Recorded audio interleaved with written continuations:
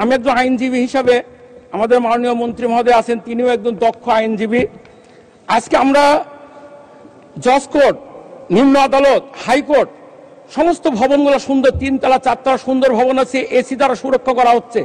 কিন্তু লক্ষ লক্ষ মানুষ কোর্টে কাছারি ঘুরতে ঘুরতে এই দেশের সাধারণ মানুষের মানে কষ্ট হচ্ছে। সে মামলা জট, এতই মামলা জটছে, কোনো মামলা 10 বছর 15-20 বছর নিষ্পত্তি হচ্ছে না। আমি আইনজীবী ছিলাম, আইনজীবী হিসেবে আসি, কারণ আমরা যখন উপজেলা বা জেলাতে যখন এই মামলাগুলো করেছি, একজন আইনজীবী, একজন বিচারক, 2 পক্ষের আইনজীবী যদি সম্মতি হয় যে কোনো মামলা একদিনে নিষ্পত্তি করেছি। যেমন আমি বলতে চাই, যেমন 326, 307-এর মামলা যখন আমরা লালপুর বোঝায় যখন ম্যাজিস্ট্রেট যখন আমরা প্র্যাকটিস করতাম, সেই মামলাটা সাধারণত কোনো আইনের দৃষ্টিতে চলে যেতে হবে এডিএম কোর্টে।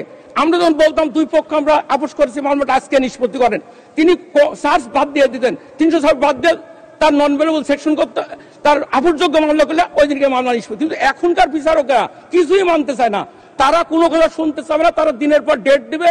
আর আইনজীবীরা আমাদের মতো তারা কিন্তু পয়সা নিতেই থাকবে, লক্ষ লক্ষ মানুষ।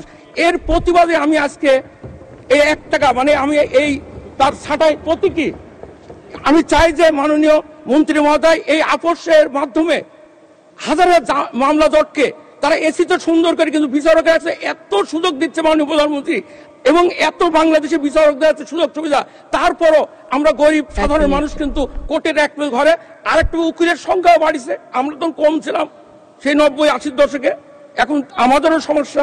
সব মিলি মামলা জট বাড়ছে, লিটিগেন্ট মানুষ ক্ষতিগ্রস্ত হচ্ছে। এটা অনুরোধ করবো। এই জন্য আমার প্রতীকী একটা এই প্রস্তাব ছাড়াই প্রস্তাব। মাননীয় স্পিকার, আপনাকে অনেক অনেক ধন্যবাদ।